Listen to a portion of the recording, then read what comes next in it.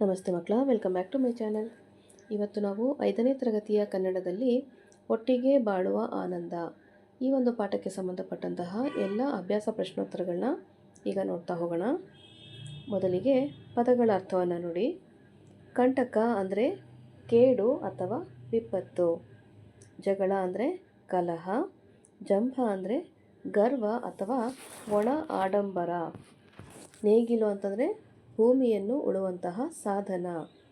ರೈತ ಅಂದರೆ ಕೃಷಿಕ ಅಥವಾ ಬೇಸಾಯ ಮಾಡುವವನು. ವಿಭೂತಿ ಅಂತಂದರೆ ಭಸ್ಮ ಅಥವಾ ಬೂದಿ. ಹಿಕ್ಕೆ ಅಂದರೆ ಹಕ್ಕಿಗಳ ಮಲ. ಆಲೋಚಿಸು ಅಂದರೆ ಯೋಚಿಸು ಅಥವಾ ಚಿಂತಿಸು. ಭಯ ಅಂತಂದರೆ ಹೆದರಿಕೆ. ನೆಕ್ಸ್ಟು ಅಭ್ಯಾಸದಲ್ಲಿರುವಂತಹ ಫಸ್ಟ್ ಹೆಡಿಂಗ್ ನೋಡಿ. ಕೆಳಗಿನ ಪ್ರಶ್ನೆಗಳಿಗೆ ಉತ್ತರಿಸಿ. ಪ್ರಶ್ನೆ 1, ಗುಂಡನೆಯ ಕಲ್ಲು ಎಲ್ಲಿತ್ತು? ಉತ್ತರ: ಗುಂಡನೆಯ ಕಲ್ಲು ಮರದ ಕೆಳಗೆ ಇತ್ತು. ಪ್ರಶ್ನೆ 2 ನೋಡಿ. ಬೇವಿನ ಮರವನ್ನು ಜನ ಏನೆಂದು ಕರೆಯುತ್ತಿದ್ದರು? ಉತ್ತರ: ಬೇವಿನ ಮರವನ್ನು ಜನರು ಅಮ್ಮನ ಮರ ಎಂದು ಕರೆಯುತ್ತಿದ್ದರು. ಪ್ರಶ್ನೆ 3, ಕಲ್ಲು ಕೋಪದಿಂದ ಏನು ಮಾಡಿತು? ಉತ್ತರ: ಕಲ್ಲು ಕೋಪದಿಂದ ಉರುಳಿ ಸ್ವಲ್ಪ ದೂರ ಹೋಗಿ ನಿಂತಿತು. ಪ್ರಶ್ನೆ 4, ಮರ ಕಡಿಯುವವರು ಏನೆಂದು ಹೇಳಿ ಹೊರಟು ಹೋದರು? ಉತ್ತರ: ಮರ ಕಡಿಯುವವರು ಇದು ಅಮ್ಮನ ಮರ, ಕಡಿಯುವುದು ಬೇಡ ಎಂದು ಹೇಳಿ ಹೊರಟು ಹೋದರು. ನೆಕ್ಸ್ಟು ಪ್ರಶ್ನೆ 5, ಕಲ್ಲು ಹೊಡೆಯುವವರು ಏನೆಂದು ಹೇಳಿ ಹೊರಟು ಹೋದರು? ಉತ್ತರ: ಕಲ್ಲು ಹೊಡೆಯುವವರು ಇದು ಅಮ್ಮನ ಕಲ್ಲು, ಒಡೆಯುವುದು ಬೇಡ ಎಂದು ಹೇಳಿ ಹೊರಟು ಹೋದರು. ನೆಕ್ಸ್ಟ್ ಹೆಡಿಂಗ್ ನೋಡಿ ಮಕ್ಕಳ. ಕೆಳಗಿನ ಪ್ರಶ್ನೆಗಳಿಗೆ 2-3 ವಾಕ್ಯಗಳಲ್ಲಿ ಉತ್ತರಿಸಿ. ಪ್ರಶ್ನೆ 1, ಜಂಬದಿಂದ ಬೇವಿನ ಮರ ಅಮ್ಮನ ಕಲ್ಲಿಗೆ ಏನೆಂದು ಹೇಳಿತು? ಉತ್ತರ: ಬೇವಿನ ಮರವು ತನ್ನಿಂದಲೇ ಆ ಕಲ್ಲಿಗೆ ಅಮ್ಮನ ಕಲ್ಲು ಎಂದು ಕರೆಯುವುದು. ನಾನು ಅಮ್ಮನ ಮರವಾಗಿರುವುದರಿಂದ ನಿನಗೆ ಜನ ಗೌರವಿಸುತ್ತಾರೆ ಎಂದು ಹೇಳಿತು. ಪ್ರಶ್ನೆ 2 ನೋಡಿ. ಜಂಬದಿಂದ ಅಮ್ಮನ ಕಲ್ಲು ಬೇವಿನ ಮರಕ್ಕೆ ಏನೆಂದು ಹೇಳಿತು? ಉತ್ತರ: ಅಮ್ಮನ ಕಲ್ಲು ಜಂಬದಿಂದ ಬೇವಿನ ಮರಕ್ಕೆ, ನಾನು ಅಮ್ಮನ ಕಲ್ಲಾಗಿರುವುದರಿಂದ ಜನ ನಿನ್ನನ್ನು ಅಮ್ಮನ ಮರ ಎಂದು ಪೂಜಿಸುತ್ತಾರೆ, ನನ್ನಿಂದಲೇ ನೀನು ಎಂದು ಹೇಳಿತು. ಪ್ರಶ್ನೆ 3, ರೈತನು ಬೇರೆ ಬೇರೆಯಾಗಿದ್ದ ಬೇವಿನ ಮರ ಹಾಗೂ ಅಮ್ಮನ ಕಲ್ಲುಗಳನ್ನು ನೋಡಿ ತನ್ನ ಮಕ್ಕಳಿಗೆ ಏನು ಮಾಡಲು ಹೇಳಿದನು?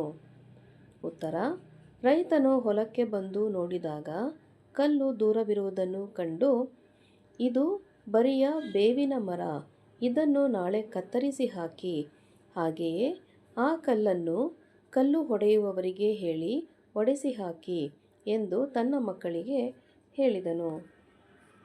ನೆಕ್ಸ್ಟ್ ನೋಡಿ. ಪ್ರಶ್ನೆ 4, ಬೇವಿನ ಮರ ಮತ್ತು ಅಮ್ಮನ ಕಲ್ಲು ಮತ್ತೆ ಹೇಗೆ ಸ್ನೇಹಿತರಾದವು?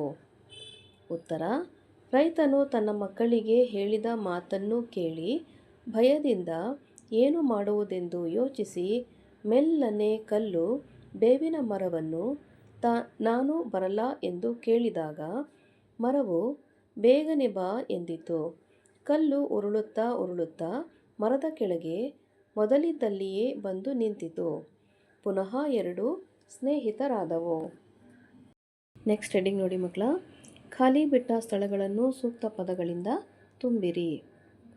ಮೊದಲನೇ ಬಿಟ್ಟ ಸ್ಥಳ, ಬೇವಿನ ಮರವನ್ನು ಜನ ಡ್ಯಾಶ್ ಎಂದು ಕರೆಯುತ್ತಿದ್ದರು. ಉತ್ತರ: ಅಮ್ಮನ ಮರ. ಬೇವಿನ ಮರವನ್ನು ಜನ ಅಮ್ಮನ ಮರ ಎಂದು ಕರೆಯುತ್ತಿದ್ದರು. ಎರಡನೇ ಬಿಟ್ಟ ಸ್ಥಳ, ನಾವಿಬ್ಬರು ಒಬ್ಬರಿಂದ ಒಬ್ಬರು ಡ್ಯಾಶ್ ಜನರು ನಮ್ಮಿಬ್ಬರನ್ನು ನಾಶ ಮಾಡುತ್ತಾರೆ. ಇದಕ್ಕೆ ಸರಿಯಾದ ಉತ್ತರ ದೂರವಾಗಿದ್ದರೆ. ನಾವಿಬ್ಬರು ಒಬ್ಬರಿಂದ ಒಬ್ಬರು ದೂರವಾಗಿದ್ದರೆ ಜನರು ನಮ್ಮಿಬ್ಬರನ್ನು ನಾಶ ಮಾಡುತ್ತಾರೆ. ಉತ್ತರಗಳು ನಿಮಗೆ 5ನೇ ಬಿಟ್ಟ ಸ್ಥಳ ಆದ ನಂತರದಲ್ಲಿ ಇದೆ ನೋಡಿ ಮಕ್ಕಳ. ಈಗ 3ನೇ ಬಿಟ್ಟ ಸ್ಥಳವನ್ನು ನೋಡ್ತಾ ಹೋಗೋಣ. ಇದು ಅಮ್ಮನ ಮರ ಡ್ಯಾಶ್ ಬೇಡ ಎಂದು ಹೊರಟು ಹೋದರು. ಸರಿಯಾದ ಉತ್ತರ ಕಡಿಯುವುದು. ಇದು ಅಮ್ಮನ ಮರ, ಕಡಿಯುವುದು ಬೇಡ ಎಂದು ಹೊರಟು ಹೋದರು. ಬಿಟ್ಟ ಸ್ಥಳ 4. ಕಲ್ಲು ಒಡೆಯುವವರು ಬಂದು ಇದು ಅಮ್ಮನ ಕಲ್ಲು ಡ್ಯಾಶ್ ಬೇಡ ಎಂದು ಅವರು ಹೊರಟು ಹೋದರು. ಉತ್ತರ ಒಡೆಯುವುದು. ಕಲ್ಲು ಒಡೆಯುವವರು ಬಂದು ಇದು ಅಮ್ಮನ ಕಲ್ಲು ಒಡೆಯುವುದು ಬೇಡ ಎಂದು ಅವರು ಹೊರಟು ಹೋದರು. 5ನೇ ಬಿಟ್ಟ ಸ್ಥಳವನ್ನು ನೋಡಿ. ಎಲ್ಲರೂ ಡ್ಯಾಶ್ ಬಾಳಿದರೆ ಎಲ್ಲರೂ ಡ್ಯಾಶ್ ಇರಬಹುದು. ಉತ್ತರ ಮೊದಲನೇ ಉತ್ತರ ಒಟ್ಟಾಗಿ, ಎರಡನೆಯ ಉತ್ತರ ಒಟ್ಟಿಗೆ. ಕನ್ಫ್ಯೂಸ್ ಮಾಡ್ಕೋಬೇಡಿ. ನೋಡಿ, ಎಲ್ಲರೂ ಒಟ್ಟಾಗಿ ಬಾಳಿದರೆ ಎಲ್ಲರೂ ಒಟ್ಟಿಗೆ ಇರಬಹುದು. ಅರ್ಥ ಆಯ್ತಲ್ವಾ ಮಕ್ಕಳ? ಇಲ್ಲಿಗೆ 5ನೇ ತರಗತಿಯ ಕನ್ನಡದಲ್ಲಿ ಒಟ್ಟಿಗೆ ಬಾಳುವ ಆನಂದ ಈ ಒಂದು ಪಾಠಕ್ಕೆ ಸಂಬಂಧಪಟ್ಟಂತಹ ಎಲ್ಲ ಅಭ್ಯಾಸ ಪ್ರಶ್ನೋತ್ತರಗಳು ಮುಕ್ತಾಯಗೊಂಡಿವೆ. ಈ ಒಂದು ವಿಡಿಯೋ ನಿಮಗೆ ಇಷ್ಟ ಆದಲ್ಲಿ ದಯವಿಟ್ಟು ನಮ್ಮ ಚಾನಲ್ನ ಲೈಕ್ ಮಾಡಿ, ಶೇರ್ ಮಾಡಿ, ಸಬ್ಸ್ಕ್ರೈಬ್ ಮಾಡಿಕೊಂಡು ನಾವು ಹಾಕುವಂಥ ಎಲ್ಲ ವಿಡಿಯೋನ ನೋಡ್ತಾ ನಮ್ಮನ್ನು ಎನ್ಕರೇಜ್ ಮಾಡ್ತಾ ಹೋಗಿ ಮಕ್ಕಳ. Thank you for watching. Bye bye.